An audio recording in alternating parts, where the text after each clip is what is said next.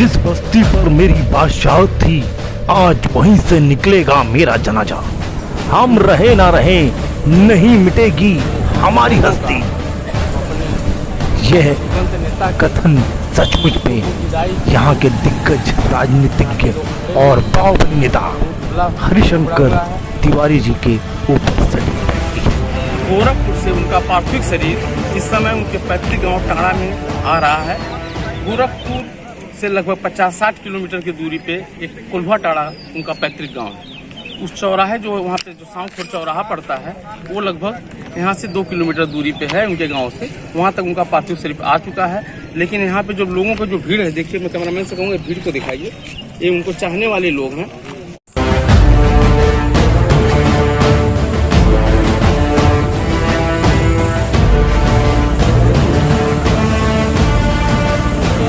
लोगों का अपने दिवंगत नेता के अश्रुपूर्ण विदाई के लिए यहाँ पे लोग खड़े हुए हैं। एक जन समूह उबड़ा हुआ है।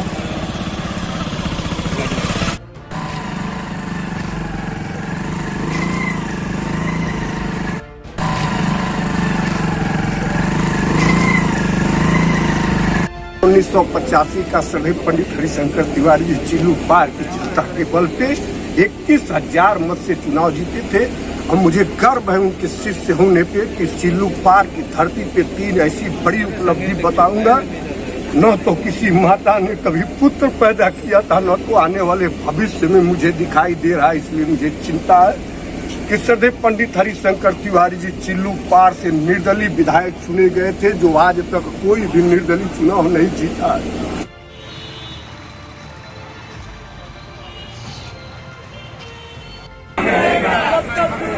चाहने वाले लोग बाबा को याद कर रहे हैं।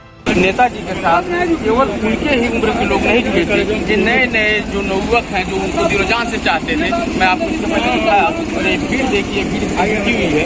ये भीड़ यह दिखा रही है कि अपने नेताजी को कितना चाहती थी। दूसरी उपलब्धि श्रद्धेय श्री पंडित हरिशंकर तिवारी जी की यह है कि चिल्लू पार के धरती पे उन्होंने 6 बार विजय का पताका फहराया।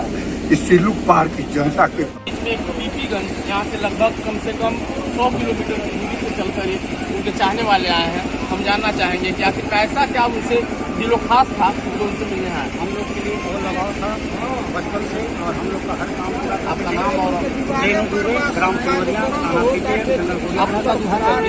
बाबा जी हैं। हाँ, और स्कूल हमारे यहाँ primary school, junior high school किए भी हैं, और बहुत लगाव था। और बाबा हम लोग के बीच में नहीं है, हम लोग को बहुत दुखी है, बहुत दुखी है।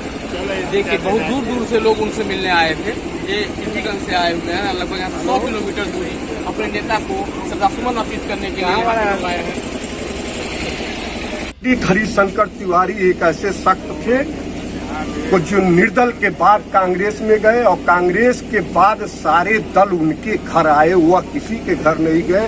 चाहे जिसको जैसी जरूरत पड़ी, वह श्रद्धेय श्री पंडित हरिशंकर तिवारी जी के चरणों में सिर झुकाया और उत्तर प्रदेश में अपनी सरकार बनाया। और आपके चैनल को धन्यवाद, आपको धन्यवाद। आपसे यह सवाल आप पूछिए, कठिन से कठिन, जो श्रद्धेय श्री पंडित हरिशंकर तिवारी जी के जीवन कार्यकाल में घटित थी, क्या उस घटना को कोई ऐसा भी पुत्र होगा जो इसको रखा देगा? पूरे चिल्लू पार नहीं, पूरे उत्तर प्रदेश नहीं, पूरे भारत वर्ष की धरती पे हरिशंकर तिवारी होना मुश्किल है, मुश्किल।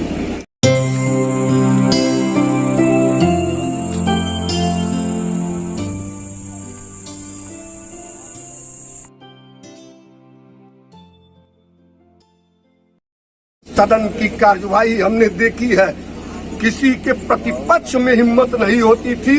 वो घटना उत्तर प्रदेश की शासन में मुलायम सिंह जी के कार्यकाल में 89 में घटी थी, जो सदन में कितने विधायकों को चोट लगा था, कितने विधायक छिप गए थे, लेकिन बाबा हरिशंकर ऐसे डटे थे अपने उत्तर प्रदेश की विधानसभा के अंदर।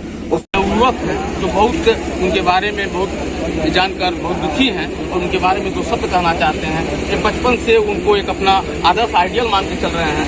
बताइए। देखिए, बाबा जी हम लोग के आइडियल बन वो सब हमारे आराध्य रहे हैं। हमको ना ही चुल्लू पार बल्कि पूर्वांचल बल्कि पूरे हिंदुस्तान में हर कोई जानता है। बाबा जी के लिए हम सब रात दिन चाहे जब चाहे जो ये पैर तो उनके लिए खड़े हैं, ठीक है। और हम सब जब से पैदा हुए और हमारी उम्र 23 साल आज तक बाबा जी उनके दिन।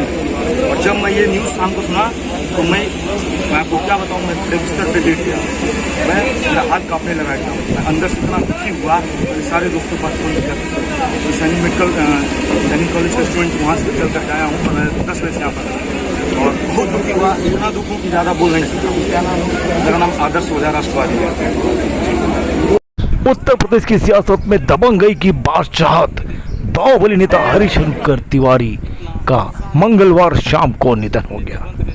वे 89 वर्ष के थे और लंबे अरसे से लिवर की बीमारी से जूझ रहे थे। उनके आवाज से लेकर महाविद्यालय तक लोगों का हुजूम उनकी कीर्ति गाथा बयां कर रहा था। हालांकि लंबे अरसे से वे राजनीति से दूर रहे, परंतु एक समय यूपी के पूर्वांचल में पंडित हरिशंकर तिवारी जी की तूती बोलती थी। छात्र नेता से कैबिनेट मंत्री तक का सफर करने वाले इस बाहुबली नेता के निधन की खबर सुनते ही धर्मशाला स्थित उनके आवास पर कार्यकर्ताओं और समर्थकों की भीड़ लग गई तो बड़हरगंज के भी शोक की लहर बाबा को अपने अंतिम विदाई में मिलने के लिए, उनको विदाई करने के लिए उनसे जानना चाहता हूँ। आप अपना नाम बताएं और कहाँ से चल के आए हैं और आपको कैसे सूचना मिली? सूचना मिली तो आप पे क्या गुजरा? मीडिया द्वारा मुझे जानकारी हुई कि माननीय जी का मतलब ये हो गया है। बहुत ही दुख के साथ हम लोग ने तुरंत गाड़ी ड्राइव करके हम लोग बनारस से हम लोग आ रहे हैं और ब्राह्मणों के लिए ये एक आदर्श से बहुत बड़ी राष्ट्रीय क्षति हुई है। इसको क्षति की पूर्ति नहीं की जा सकती है। मतलब जो इनको अगर मुख्य रूप से देखा जाए तो परशुराम के देवता जो है वो साक्षात थे।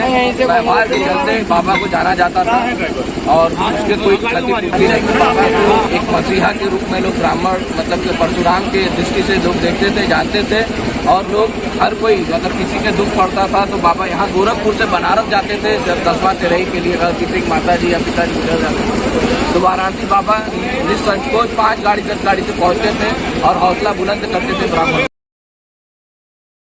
छात्र नेता से कैबिनेट मंत्री तक का सफर करने वाले इस बाहुबली नेता के निधन की खबर सुनते ही धर्मशाला स्थित उनके आवास पर कार्यकर्ताओं और समर्थकों की भीड़ लग गई तो बड़हरगंज के भी शोक की लहर है। किसी को विश्वास नहीं हो पाया कि अपराध की दुनिया से बादशाह बने दिग्गज राजनीतिज्ञ अब उनके बीच नहीं रहे। उनके नाम से जाने जाते थे। अपने कार्यकाल में उन्होंने यहाँ पे सड़कों का एक जाल बिछा दिया था। इस बारे में आप क्या कहेंगे? चिल्लू पार को बहुत बड़ी क्षति हुई, पूर्वांचल को बड़ी क्षति हुई है। उनके देहांत से मानो पूर्वांचल में एक युग का ही अंत हो गया। इन्होंने 70 के दशक में छात्र नेता के तौर पर राजनीति की शुरुआत की। अपनी निडर और दबंग छवि के चलते गोरखपुर विश्वविद्यालय के छात्र संघ में एक बड़ा नाम बनकर उभरे। हरिशंकर जी की ख्याति का अंदाजा इसी से लगाया जा सकता है कि चिल्लू पार सीट से भी 22 वर्ष लगातार विधायक चुने गए। तिवारी जी की खूबी थी कि हर पक्ष के साथ उनके करीबी रिश्ते रहे। सत्ता चाहे जिसकी भी हो वे हमेशा मंत्री बनते रहे। भाजपा, समाजवादी पार्टी, बसपा, कांग्रेस किसी की भी सरकार बने, हर बार पंडित हरिशंकर जी को सरकार में बड़ा ओहदा मिला। ये केवल एक राजनेता ही नहीं, यहाँ के लोगों के लिए मसीहा भी थे। वर्ष 2007 के बाद उन्होंने अपनी सियासी कर्मभूमि अपने छोटे पुत्र विजय शंकर तिवारी को सौंप दी और स्वयं राजनीति से दूर हो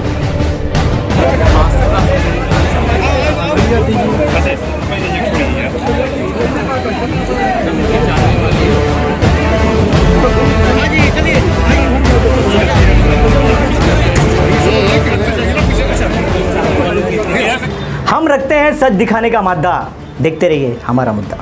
HM न्यूज़ मुंबई।